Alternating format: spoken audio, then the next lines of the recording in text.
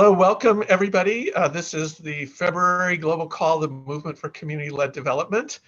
I'm really delighted to have you with us today.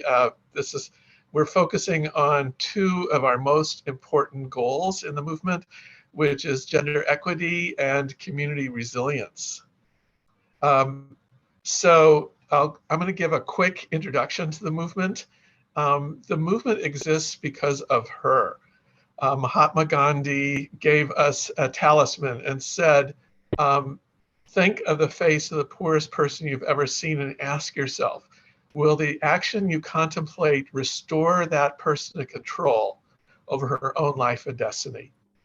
And for so many of our brothers and sisters around the world, life is like it is for this girl. She's 15 years old. She's carrying a baby on her back, struggling to feed her family on marginal land with tools that have been improved in 1,000 years, with no access to public services, and most importantly, no voice in the decisions that affect her life. That has to change. We launched this alongside the Sustainable Development Goals, in recognizing that at least 12 of the 17 Sustainable Goals require integrated strategies at the community level. Our 5 goals are, first of all, voice and agency for women, youth, and marginalized groups. Second, a fair share of the public budget. In many of our countries, local communities get only 2 or 3% of the national budget, whereas in rich countries, it's typically half. So that has got to change, and we're setting a norm of at least 20% of national budget should be in the hands of local communities. Third is good local governance, by which we mean democratic elections, social accountability, transparency. And with those 3 things, communities can achieve quality public services, the 4th goal, and with enough information and skill and resources, they can really focus on their own resilience, which is going to be what we focus on today. We have 70 plus INGO members, including Mercy Corps, who's one of our speakers today. And we have something like 1,500 community-based organizations joining chapters in the countries shaded in green, as well as many, many organizations that are working directly with the global movement in the countries shaded in orange. But our focus really is in those national chapters, and we support them every way we can. We have a website, mcld.org, featuring right now, and I hope you're promoting it with every breath, an open letter to the Gates Foundation. The Gates Foundation, hinting that they maybe are discovering that communities are important. If they did, it would be a real game changer. We'll do what we can to convince them. So as I mentioned, today is focused on 2 of our goals, gender equality, SDG 5 and SDG 11. We're about to head into March. March is Women's History Month, which I always love as being symbolized by this picture from a newspaper in England more than 100 years ago, as women were struggling to get votes in Parliament, and it was an uphill battle. And gender equity continues to be an uphill battle every day of our lives, and something that so many of us have devoted ourselves to. International Women's Day is March 8th, and one of the first big celebrations of it was in the streets of Russia in 1917 on March 8th. The old Russian calendar, that was actually today, that was actually February 23rd. That toppled the Tsar. That led to the Russian Revolution. So when women take to the streets, big political change can happen.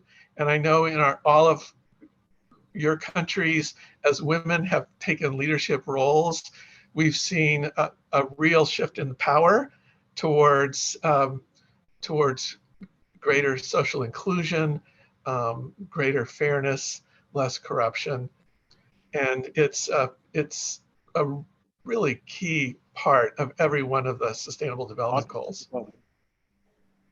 So the UN Women, which is the gender entity within the United Nations system, has designed this beautiful graphic for International Women's Day, and has where you see a whole group of women collectively embracing the world and the environment.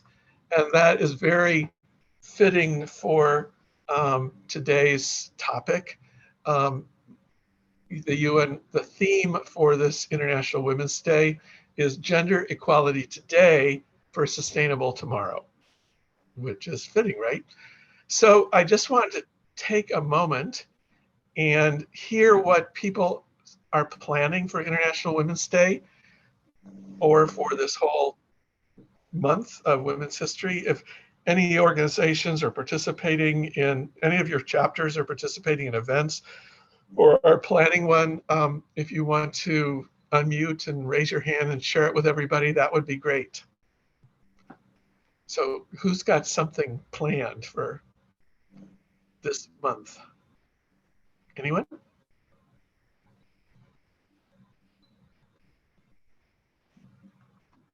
Don't be shy or I'll call on you. Hi, John. This is Sia from Girl Up at UN Foundation. Yes. An early happy Women's History Month and International Women's Day to everyone. Girl Up will be supporting UN Foundation's Equal Everywhere campaign, which is a pledge to support gender equality worldwide. And I'll share the link in the chat. We are also doing a focused engagement with our girls clubs all around the world, where our monthly club challenge will be focused on social justice and essentially learning about women's history as the foundation for your own advocacy today. Wonderful. And what else are you doing, Sia? What else is Girl Up providing the movement this month? Well, we're gearing up for CSW along the theme of sustainability, gender equality, and climate change. So we are going to have several youth leaders participating in lots of different events, including the movement side event at CSW as well. Wonderful, wonderful. Yep, we're going to have, it was pointed out on one of our calls, we had a call on community-led climate action some time ago, and one person mentioned Greta Thunberg, and somebody else mentioned, but hey, in the global south, there are 1 million Greta Thunbergs. So we're going to have not 1 million, but some of those global south young climate activists exactly 1 month from today on our side event during the Commission on the Status of Women. Other March activities, Steve, I know you have major March activities. Yes, and we're actually dedicating, as a chapter, we are dedicating the month of March to celebrate women who are breaking these crazy ceilings in various fields, in climate change, and just various fields in the society, and spotlighting their journey and how that, and using that to inspire other young girls out there and challenge those harmful gender stereotypes. Yeah. By the way, I was recently, I don't know if any of you have read books by Bell Hooks, but Bell Hooks is a famous feminist writer who recently passed away at a young age. She was a classmate of mine in school, and she's written a book about men and gender, and really goes into detail on how little boys are dehumanized into being tough and not having empathy. And between the ages of 5 and 10, this happens to boys. So this patriarchal system that we're struggling to transform harms us all. We all, as she says, bow down at the temple of patriarchy, and we males are trained to actually be willing to be violent in the protection of that patriarchal structure. That all has to transform for the liberation of all of us. Any other International Women's Day plans that anyone wants to share? Yes, hi, John. Hi. Yes, we have also planned it out such that in all our 45 epicenters, activities will be going on concurrently. But wow. Beside that, we have also outlined a few epicenters, about 3 of them. And there we are going to have a massive, show on that, with street marching by women, girls, school children, and males. And then we would gather at the epicenters, and we have identified some prominent persons, who advocate for women to come and speak to the congregation. So we have a massive program that is going to go on within all our epicenters in Ghana. That is wonderful, Samuel. I once had a wonderful International Women's Day in Uganda, where the then Vice President Kazibwe said, well, okay, here's how we're going to stop gender-based violence. Women learn karate. That was her recommendation. Dr. Sundaram, you were going to say something?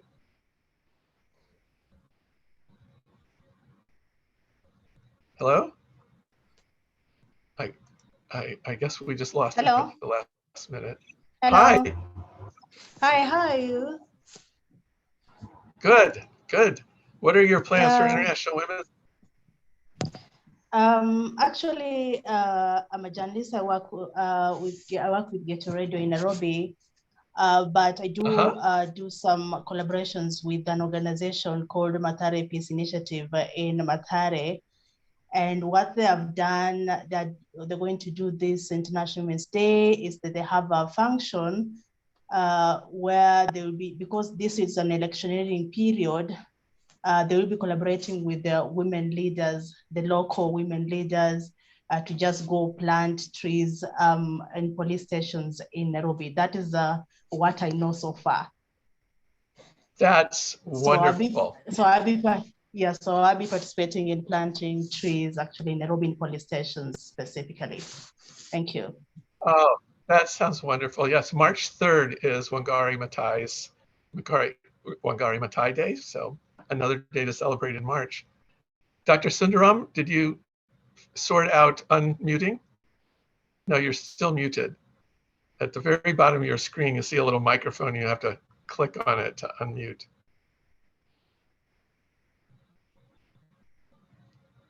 I think what happens is yeah. Now, oh, there now you audible. Are. Yeah. Dr. John, now audible. Yeah. Now audible. Thank you. Yeah. So in Andhra Pradesh, we are going to organize one webinar meeting on women empowerment on the occasion of International Women's Day. So the chairperson of the AP State Commission for Women and some mayors and some elected representatives of local government institutions are participating. And particularly, we are focusing on the decision-making process by the women leaders, particularly in local governance. So we are discussing various issues, the achievements and emerging challenges in this webinar meeting, Dr. John. Oh, that's wonderful. That's wonderful. Yeah, thank you. Thank you. Okay, everybody. Good. Well, I'm going to go on now, and we'll introduce our speakers to start working with us on a framework for how we can all work collectively to strengthen the resilience of our communities. I think our communities have demonstrated amazing resilience during COVID-19 as outsiders were pulled out of rural communities.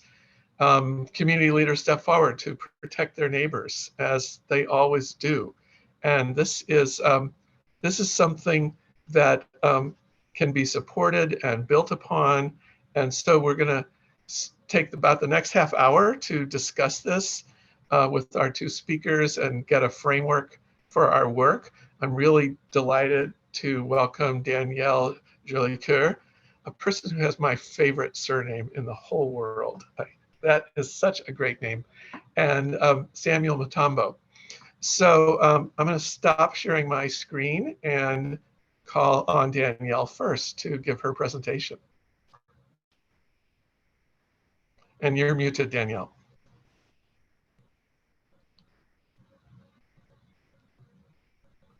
How's that? Can you see my screen and hear me? Both, yes, it's wonderful. Wonderful. Great, thank you so much, John. And good morning, good afternoon, everyone. My name's Danielle. I work with Mercy Corps. I've been with Mercy Corps for about 10 years, and I oversee our resilience team. And I know I have about 15 minutes, which is not a lot of time to try to talk about resilience. I'm sure everyone can agree this is such a complex, vast topic. But I did want to just share a little bit of where Mercy Corps is coming from on resilience. And personally, I've been involved in the development of the resilience work at Mercy Corps since it started about 10 years ago.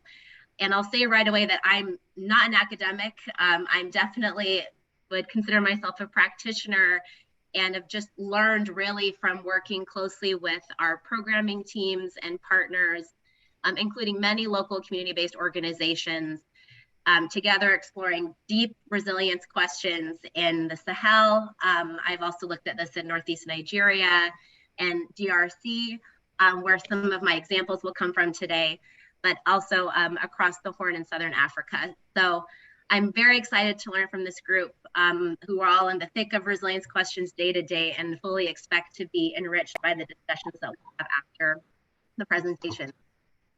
So I wanted to start off with a story. I believe that stories are one of our most powerful resilience tools. And I want to introduce you here to Shukra Aden. Shukra proudly owns a profitable shop and a livestock trade in the Somali region in Ethiopia. But her life has not been easy. For many years, she was solely responsible for taking care of her sick husband and 5 children. She sold vegetables on the roadside to make ends meet, but this was barely sufficient. Shukra's life, however, changed when she became a participant in a program known as the Pastoral Resilience Improvement Through Market Expansion, or PRIME. This was a program that Mercy Corps implemented with some partners funded by USAID. And though Shukra started with barely a burr to her name, she was able to participate in a local community savings and loan group. This was led by a private service provider from her community and supported through the program. So the strength of this savings group meant that it soon became a registered cooperative that linked to the Somali Microfinance Institution. This microfinance institution was established in part through help from this program. And the program helped the institution develop a range of Sharia compliant products for local traders, for input suppliers, for livestock owners. And this was sort of the first of the kind of these products in the region. And the institution also connected community members through mobile money platforms and local agents. So thanks to this, Shukra was soon able to take a loan to open her shop. And because of diverse and flexible financial products from both her cooperative and the Somali MFI, when the devastating drought in 2015 hit, Shukra was in a position to actually extend food items to her community on credit without risking her new enterprise. And she also purchased shoats so that she could diversify her income sources. Through private extension agents who had also been supported by this program, Shukra learned how to treat her shoats for parasites. She learned how to supplement their diet with minerals, and she accessed these items through local traders and private animal health workers who had also been supported by the program to offer these services. So Shukra's sheep, like many other livestock, did not perish in the drought because through the program, Shukra had gained knowledge of improved natural resource management. She was growing fodder on a small plot of land, and she was able to sell 2 of her shoats to get through this difficult period, but she didn't have to lower the price dramatically. So Shukra's story is really powerful because it represents a sustained escape from poverty. Her businesses withstood and even grew during two major crises, one widespread, the 2015 drought, and the other very personal, the death of her husband. The drought did not send Shukra back to being a street vendor who could not afford to feed her family. Rather, she was able to prosper. And her story really shows a community that has developed capacities to persevere and even thrive through major disruptions to achieve their goals.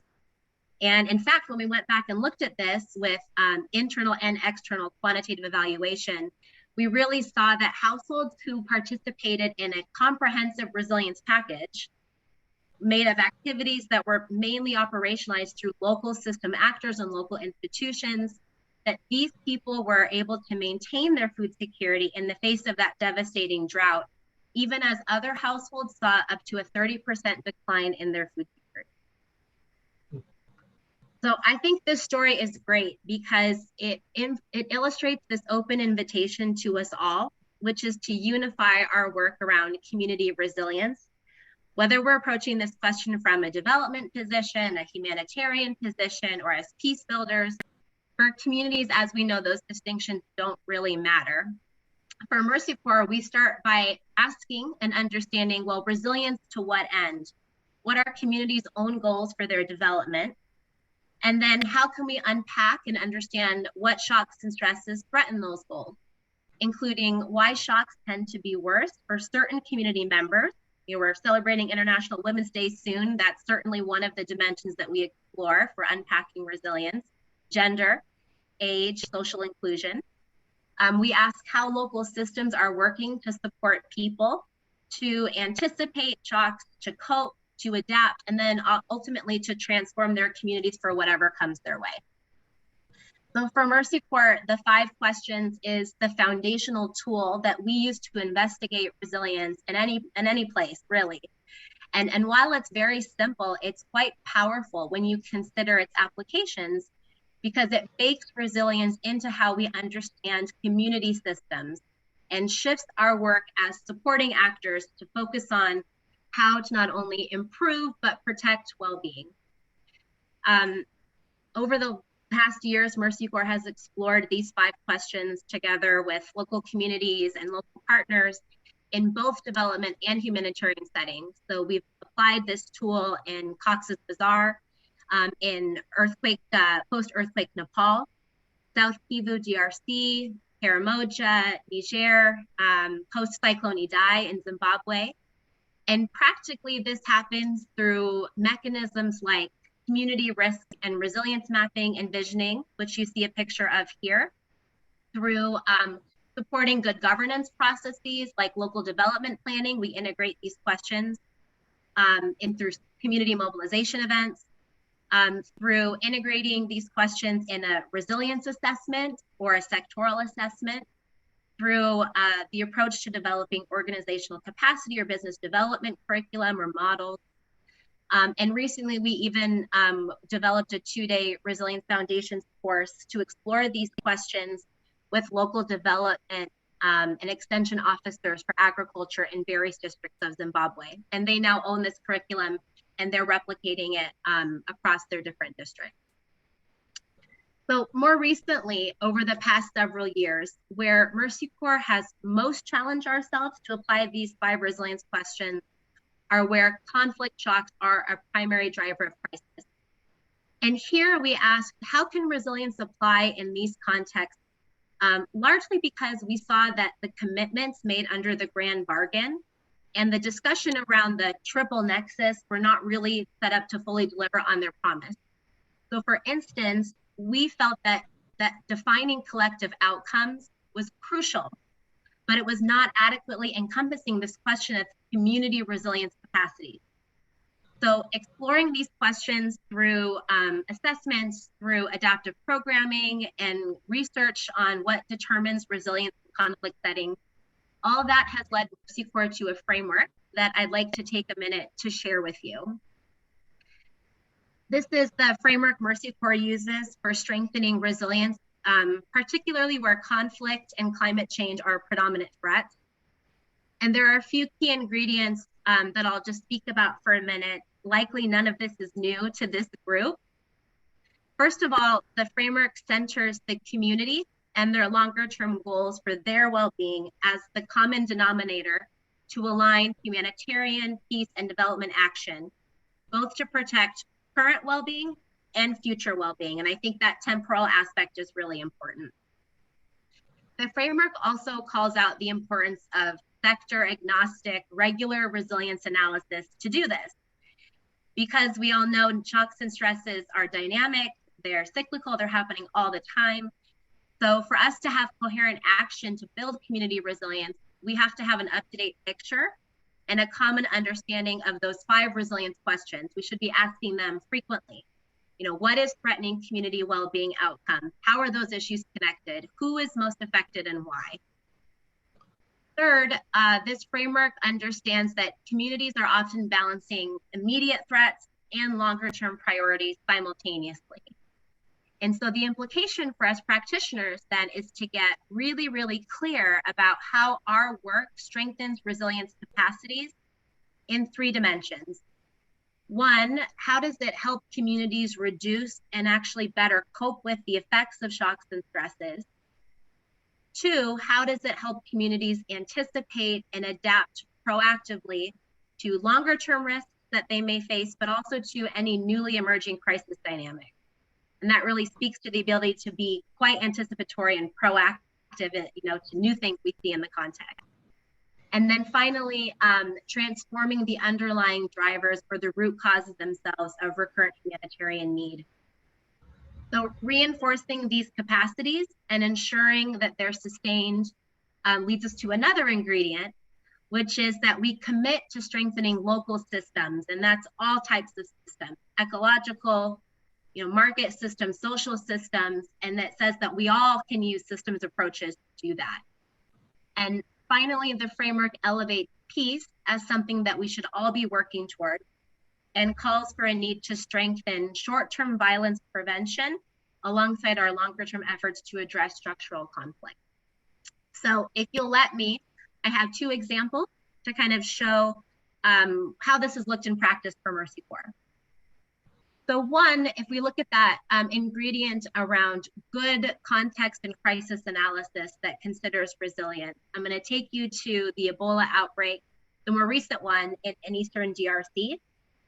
Some of you may know that a lot of rumors, a lot of misinformation, and quite a pervasive mistrust around the Ebola response really contributed to this being a compounding crisis. And this was not only because of the disease itself, which of course created major disruptions for communities, but also because this misinformation actually weakened people's capacity to effectively cope with these disruptions. And that misinformation fueled violence and actually caused deeper conflict issues, either by existing tensions that became exacerbated or actually creating new conflicts. So as a responder in the Ebola situation, Mercy Corps realized that we needed quicker information on evolving trends around these rumors and what was happening to create this mistrust so that we could adapt how we were engaging with communities. So together with partners, we established a perception survey tracker that we use to combat the spread of misinformation and rumors related to Ebola. What did we do? Well, practically, we already were working with a lot of community groups that were trusted by communities. We strengthened them to look for perceptions, rumors, and these groups were the first people that the community would go to get information on Ebola. So practically, we had a software for doing regular surveys. The survey software was downloaded on smartphones that community engagement staff had. And every time they met with community groups or anytime they were out working with communities, when they heard something like a question, it could have been a perception, could have been a rumor, when they heard this in their daily work, they would record it. Where did they hear this? What language did they hear it in? Who is the type of person that said it? Just like basic information, not personal information, so that we could be sensitive in our response. And then they would assign that information to a category. Did this have to do with vaccination, with response, with disinfection? Is this a rumor about violence potentially, or a new conflict? And the survey, software works offline, so it would automatically upload whenever the team would get back to the office. And the data was analyzed weekly. It was public, so it was shared with all response actors working on Ebola. And this built a really good dynamic of working together and sharing analysis and thinking about what are these shocks we should be anticipating. So with this information, we designed interventions to address rumors. For example, we worked with community actors, local leaders, really engaged youth groups and other key institutions on careful messaging campaigns that would address the misinformation or even disrupt potential conflict triggers. And these local actors, as I think hopefully many know, that they really were the central people countering the spread of Ebola, and this additional risk analysis was critical in their capacity to do that. And one more thing on this is that, importantly, this local capacity that was built through the Ebola response was great when it was time to pivot to COVID, because there was already kind of this capacity in place to be looking for and tracking rumors and information about a response. One other example is around what market system strengthening for resilience can look like. And this example comes from Borno State, Northeast Nigeria, which has seen extended emergency due to conflict really over the last 10 years or so. And here, Mercy Corps' objective was to help revitalize livelihoods for women in Borno State, who are the centerpieces of community resilience, by facilitating the development of the poultry market. So we were partnering with a large Nigerian poultry breeder and wholesaler called Ammo Farm, interestingly supported by the Gates Foundation. And the pilot program supported Ammo Farms to establish local breeding units in conflict-affected areas across Borno State. And this was a new geography for this private sector actor. So then we worked with households who were primarily women who their families were displaced, or they were host community women-led households or returnees. And we subsidized their upfront costs so they could purchase new poultry breeds and input from these breeders. And by doing so, they would have this poultry, small income generating activity, and then a source of protein for their household. So that was happening. We also supported these poultry smallholder farmers to connect with their community facilitated village and savings and loans groups, and they formed producer groups. Then practically, we saw that insecurity was actually preventing these new local breeding units from consistently getting the inputs they needed from the wholesaler so they could continue offering this capacity to local poultry women farmers. So Mercy Corps helped organize a local platform of market and security actors. So this included transporters, traders, sometimes military officials. They would come together and share information regularly about the security environment that would help market actors better navigate this rapidly changing context so that this local system could continue playing a resilience function. So you see the results on the screen. This was a pilot. It was very successful. It's being scaled up now. But what are the key takeaways for you, I think, from this example? Like, what really mattered? Well, one, the program could have easily distributed starter packs of chicken to revitalize livelihood. But in doing so, we would have sidestepped an important inherent local strength, which are local market systems and all the actors supporting those markets.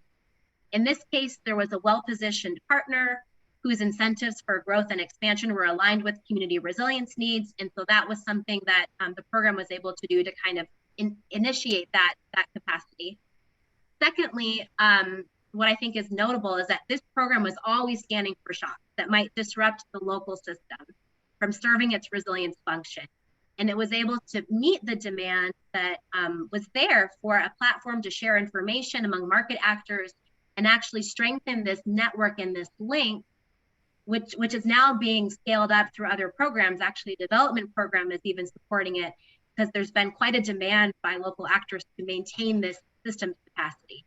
So those are my two examples. I'm gonna stop here and just end by saying that For Mercy Corps, we're very much right alongside everyone else, learning how we have to shift our practice. There's a lot of nitty-gritty things that I think we're learning about. How do you structure an MOU if you're going to work this way? How do you set up your monitoring system? How do you recenter the partnership model to shift this power in building resilience out of Mercy Corps global into where we're working with local community organizations? So I'm very excited to follow up on some of these points in small group discussion. And I will leave it there and turn it back to you, John. Thank you.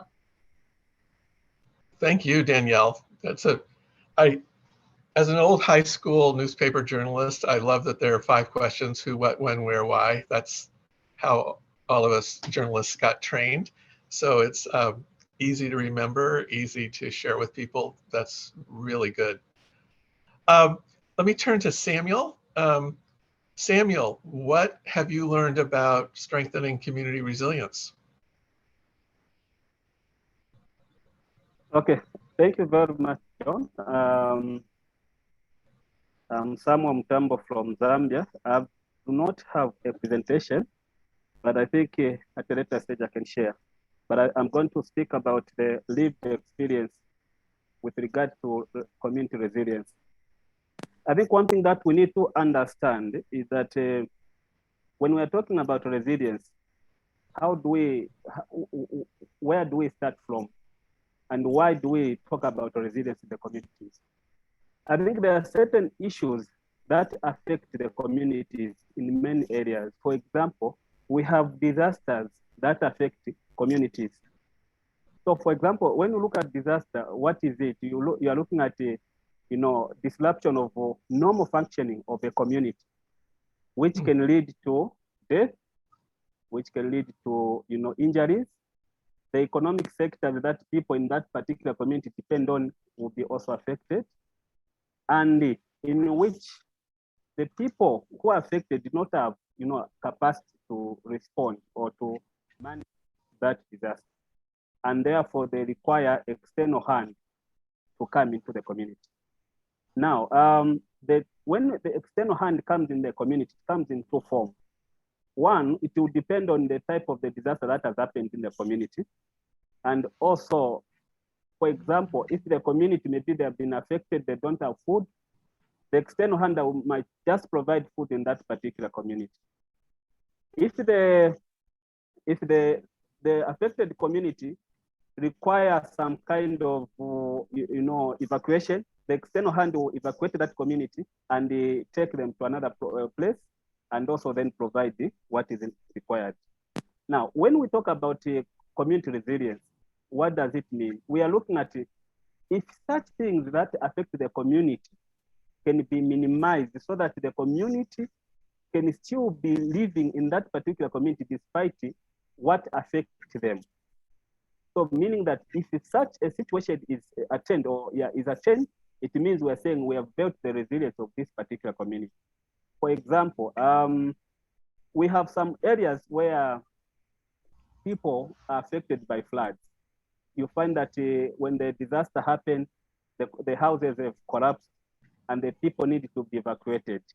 So if we want to maintain those people in that particular community, despite the flood, what is it that we are supposed to do to the community? What is the community supposed to do? I had to had close to Namibia in a flood plain areas where people were living. Each and every year they used to be evacuated. But later on they said, what is it that we can do to build the resilience of these communities so that we do not, each and every year, evacuate these people. So they had to come up with a system of housing where they could put some poles down there and raise the houses because they knew where the water was reaching. And people had raised houses. I saw this in Namibia. And even when the floods came, that particular year, when they raised their houses, they were never evacuated. But they were able to, they just followed them just to provide foodstuffs because their fields were affected. But in terms of, resilience, there was the resilience belt where infrastructure or housing is concerned. So now, when it comes to the works that we do, look at it, for example, the aid center that we are having, the community that we are having. What is it that we can do to ensure that the communities, in case of any disaster, they will still maintain their status quo as community and continue living those communities. First thing that we need to look at is to find out from the community. In the past 5-10 years, what kind of calamities or disasters affected your community? They will be able to communicate to you. No, I think we had the disease. There was a year we had the disease 4 years ago. No, we had the floods 2 years ago. We've experienced this. So you list those disasters that has affected the community, and you also look at the hazards that surround these communities. Then you start discussing what is it that we can do to ensure that maybe you first ask to say, after those things happened, what happened? How were you affected? No, we were moved. Others will say we were moved to another place. Others, our crops were affected. Others, no, the children stopped going to school because the bridge between this place and the school got damaged. What is it that we should do to ensure that despite these calamities happening to this community, the children should continue going to school? Despite the drought, the community should have food, should have diversity in nutrition. So the activities that we are putting under those questions are the ones which make the community to become resilient. And the community themselves should be able to understand what is it that affects us and how do we, prevent this so that we are not affected. There are times when you cannot avoid the disaster, but you can reduce the impact of that disaster on your community. So so the other thing is also the community needs to have a communication system that they should be able to understand. In the case of something that is happening, they know to say there's likelihood of this happening that can affect us. What is the first step that they are supposed to do? So that before that thing happens, they should have communicated to the system or to the administrative B or the authorities who are supposed to come in and also support. Because there are certain situations that the community themselves may not manage, but because of education, the authorities will be able to come in. For example, in Zambia, we have the Department of called the Disaster Management and Mitigation Unit under the Office of the Vice President. So because of that connection, the communities who have been trained in satellite disaster management committee, when they see the communities who have been trained in the community preparedness, they understand the communication channels. And when they see certain signs to say their communities might be affected, they easily start communicating through the district commissioner to say, we are likely to see this. The district commissioner communicates now to disaster management provincial coordinator until it goes to the national. Then the mitigation and the prevention also starts coming through before the actual thing happens. So when we're talking about the community resilience, it is the knowledge that the community themselves know or have to either make become prepared for a certain calamity so that the impact is reduced, or they do certain activities. For example, if they know that we are likely to have drought, what is it that we can do? If they are well equipped, they are supposed to be looking at options. Maybe let us also do some livestock management. Let us also go into some businesses. So that even when drought comes, they are not clearly empty without any food. They will still be there suffering, but they are able to manage with what they have because they prepared for the drought. If it's a disaster, if it's a flood, maybe there's a bridge that prevents the children to go to school when it floods, the community floods. The community come together and work on that bridge or raise it a bit. In the year when they failed, they didn't do this, students never used to go to school. But after doing this, building resilience, people continue going to school despite the flood that has affected the community. So the community resilience is very, very key in all the communities where we are operating. If we can have a deliberate move or policy that can help to come up with a committee which is called Satellite Disaster Management Committee, It encompasses everything that we talk about to build the resilience of the community. And each and every community member will be able to understand to say, we are supposed to do this in order to reduce this. For us to continue living here, despite floods, despite drought, despite diseases affecting our crops or animals, we should have option of how we can survive within our community. So that's what I thought I can mention so that we can continue discussing on this issue. Thank you very much. Thank you, Samuel. I really appreciate the lived experience that you've had and shared, and I think all of us could relate. And there are a lot of common threads here, Danielle's and yours discussions in terms of being able to access cash during emergencies, having planned ahead, having disaster management committees that can plan ahead and think ahead together. I think both of you really spoke to the wisdom that exists within communities that can be drawn together through these kind of participatory planning sessions. I have a big sign on my kitchen wall that says the only safe community is an organized community. And I think in both of these cases, you've really emphasized that. And then Samuel, you brought in the aspect of being able to reach out to the district, reach out to the province when there's services that are beyond what the community itself can handle. So that principle of subsidiarity, handling it yourself and then being able to hold somebody at a higher tier accountable to partner with you when you need to. These are all really key aspects. So we're going to, Sarah, break into 3 little meetings, and it'll be a chance for us to discuss. And really,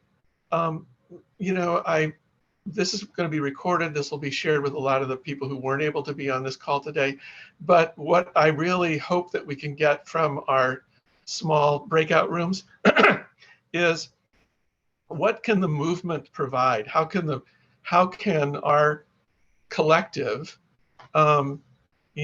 provide community groups at larger and larger scales with the kinds of skills and capacity development and experience and planning and organizing that you've both really emphasized.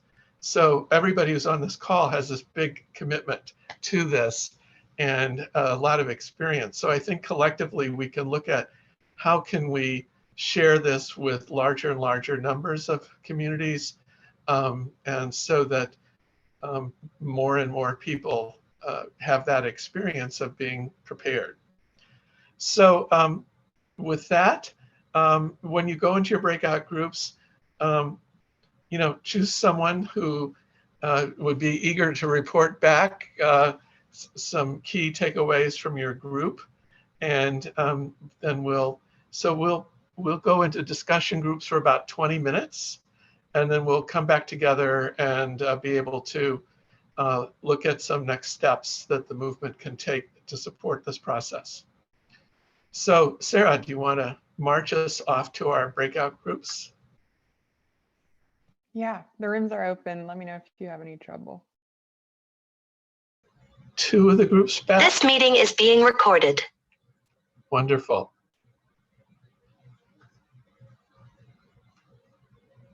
So, is everybody back, Sarah? Are you able to tell? I think we're waiting for Danielle's group? People from 2 of the groups. Okay, great. Yeah, I see. Oh yeah, we just greatly increased our number. There's Dr. Saidu back. Okay, so Danielle, who from your group is going to share some takeaways from the group? Malika is. Yeah. We did cover a lot, so I'll try and be quick. We spoke about really making sure that we view local assets not just as like who can do what, like in terms of material things, but also in terms of knowledge, making sure that's central.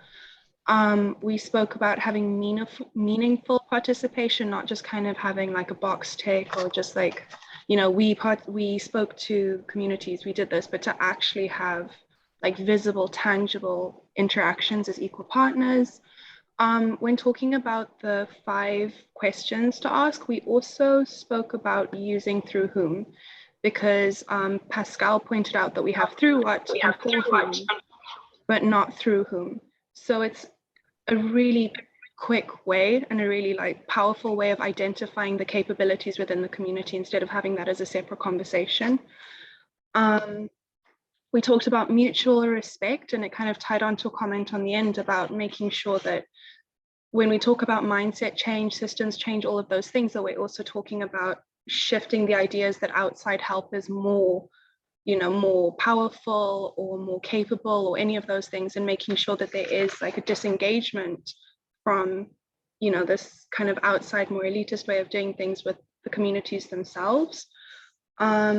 We also spoke about how resilience is not only material, again, but how it is social and subjective, and how apart from building physical structures or economic structures, we also have to build like social structures of collaboration, making sure that that's really powerful. And something that I thought was really interesting is also thinking about where the grassroots actually start. So instead of thinking about the community as the absolute grassroots, thinking also about family structures. And so when we talk about systems change, also talking about how family systems change. And there was an example in Ethiopia where they had workshops for men on really what women go through to kind of like open their eyes to really like bring it home, literally home, and how that then fed up into what had been considered as the grassroots, but was actually one level above, and how it then really pushed forward community engagement with women as powerful members of society. It meant that women were being pushed forward into more electoral spaces, that kind of stuff. And yeah, I think that's it. I think that's everything. It was a good thing. It was a good meeting. Good, Micah, thank you. Who from Samuel's group can summarize? I took the task on me. Okay, go Manu. Yes, thank you, John. First of all, I will share the experience of Karina, who is of course very experienced as a lawyer, and she worked in Australia on a serious set of trials regarding natural disasters. And she talked about the 3 cornerstone steps, 3 P's we should integrate. First, it's plan. So you need to plan the policies and plan as best as possible what should be done. Secondly, you need to prepare. And you should depend as far as possible on the community resources. You need to analyze everything, and especially have regard for the community context. And thirdly, you need to partner. The last piece, partnering with agencies, with the communities itself at large, with relief agencies and healthcare systems, and humanitarian aid. So these were her 3 cornerstone steps for building resilience. Secondly, what we heard is that someone from the Madango project, I think it was Daisy, I'm not sure, forgive me, that we as MCLD, we are a really large body of civil society, so we have a lot of expertise, and I think we thought it's really a perk to have these big reach in expertise and resources, and also geographical reach. And that's very important, and that makes the movement critical. She also gave the example of the farmer field school approach happening in Uganda, which made sure that on the home state level, everyone had, every household had food around every season.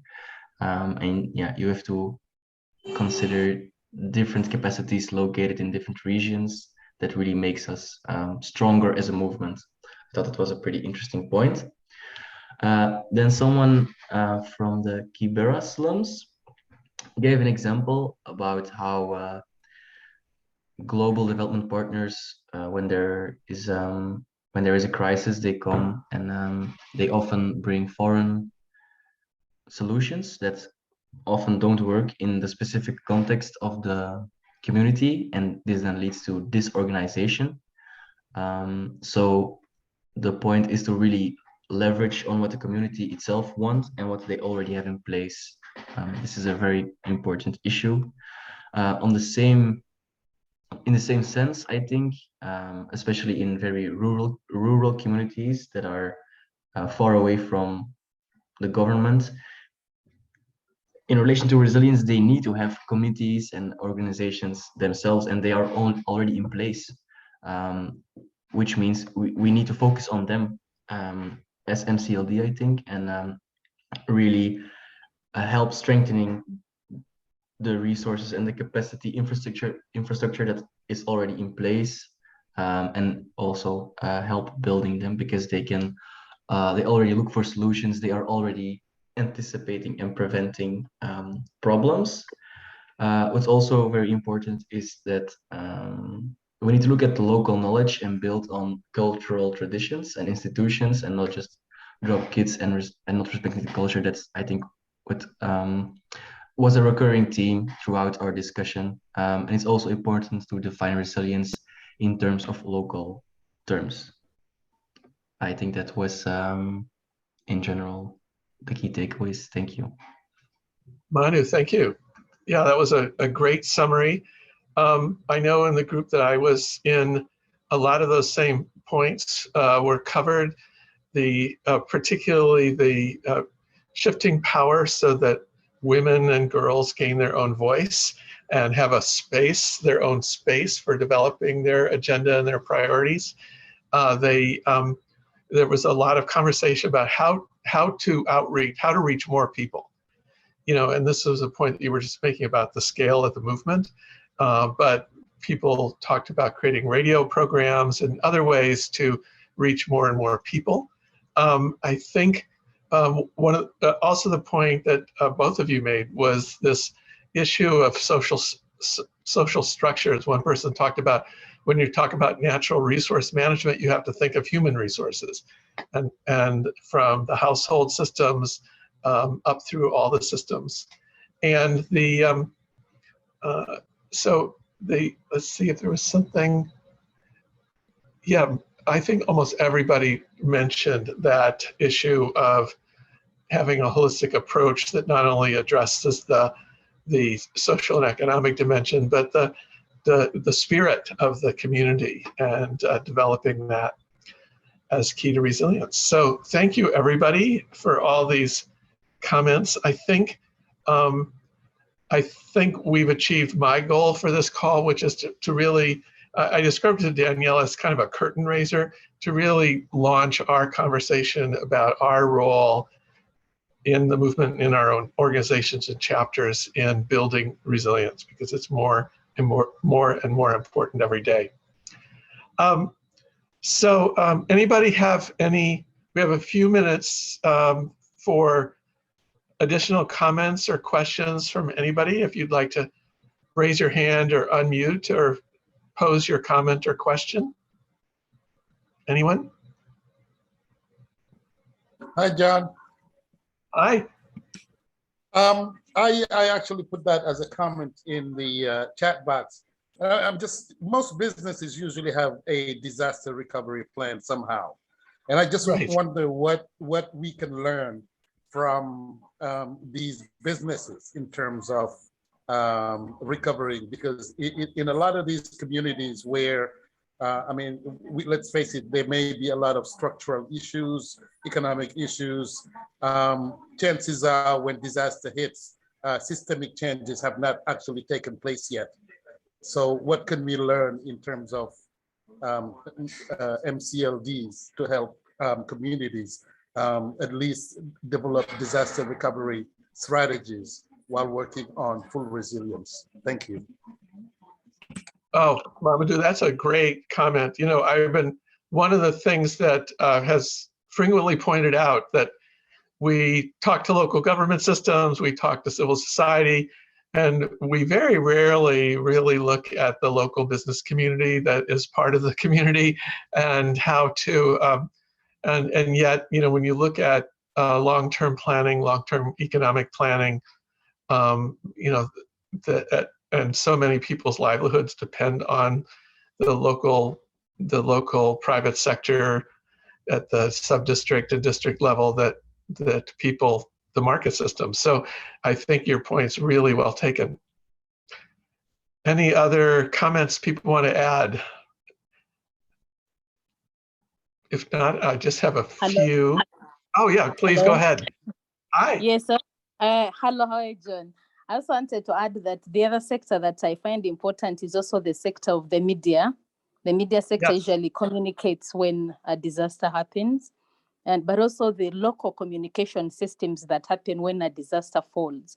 So I would think that as a community of the movement, we should invest, we should have a research agenda on community resilience and document that and share it widely to show what the communities have done in the past and are doing now to cope with these ever-emerging crises. Thank you. Thank you. Yes, I think that's a great suggestion. And I mean, we have several journalists who are actually on this call today, so they can help us. And I know Gunjan is off visiting some universities today that can help us. So I really agree that getting the message out. Several people mentioned in our small group that just breaking that mindset that somehow people outside of us are the answer rather than that we ourselves are the answer is really critical. Okay, so I'm going to throw up my screen to just make two more points. So we have a few events coming up. A lot of you have your own chapter meetings coming up, and I'm eager to hear about what comes out of all those. But as was mentioned earlier by Sia, we have our side event at the Commission on the Status of Women. This is something we have done every single year. The movement always, given the importance of women's voices, always participates in the UN Commission on the Status of Women. And as I mentioned, it's called Climate Disruptors, Young Female Activists for Addressing Climate Resilience. So that's going to happen on the 23rd. You'll all get a calendar invite to attend it. It will be virtual. And then our next call is just 1 week later, the last Wednesday of the month, as always. And we're just now starting to organize that call. If there are particular topics you want addressed, feel free to email me and we will get them included. But I do think leveraging the media might be one of them because it's something that's coming up. Also, we'll be heading into, in April, we're heading into Earth Day, and or as the UN declared it, the International Day for Mother Earth. So we'll be preparing for that. Meanwhile, as you, I'll stop the share. I hope that you will visit the UN Women website and access their materials, and we'll put materials on our website to use social media and other things to promote this event and to promote International Women's Day and to promote all the things that we stand for. So do utilize the movement to achieve your goals, and thank you all for joining. If you want to, we have this grand tradition where you can all unmute and say goodbye to everybody. So thank you to our speakers, Danielle and Samuel, and to all of those who participated in our conversation today. Onward. Bye, everybody. Bye. Thank you, John. Bye, everyone. Good luck. So much. Bye, everyone. Bye. Thank you. Bye. Bye. Bye, everyone. Thank you. Thank you and goodbye, everybody. Thank you. Bye. See you next time.